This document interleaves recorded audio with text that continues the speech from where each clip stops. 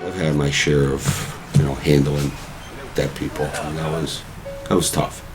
Especially you never know if you're gonna pull up and see somebody on the scene, in a car. So that was always the hardest part. I worked at Field Street, Station 1, Engine 10, and also north side on North Main Street, Truck 2. On the Engine 10, I was mostly an hydrant man, and on Truck 2, I was the roof guy. When you pull up to the area of a fire, the hydrant man jumps out, grabs a hose off the back of the engine, makes the hydrant, hooks up to the hydrant. As the engine's pulling closer to the fire scene, the hose is unraveling off the engine. First fire, major fire, was a 6-family structure, 3-story, 6-family.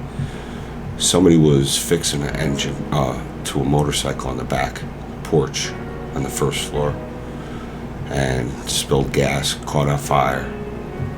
By the time we were in and getting ready to exit the second floor, left apartment, the whole 3 stories were totally engulfed in flames in the back end and racing to the front end of the building. By the time we got out, I could see guys on the 3rd story, right side window, waving for the ladder to come and rescue them because they were caught up there. There was no escaping. And the first guy jumped out the window onto the ladder as it was about 3 feet away. Then the ladder kept swinging towards the window. The second guy got out, and all of a sudden the room just totally engulfed in flames. When I got to the second floor door, my boss asked, did anybody have a rope?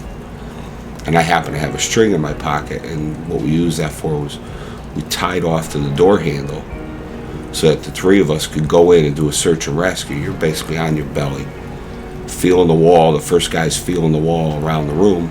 The other guys are sweeping their arms and legs looking for victims. I remember them tugging at me so we could make the exit, and that's when I saw the fire chasing after us, and it was a good 3 feet away from us.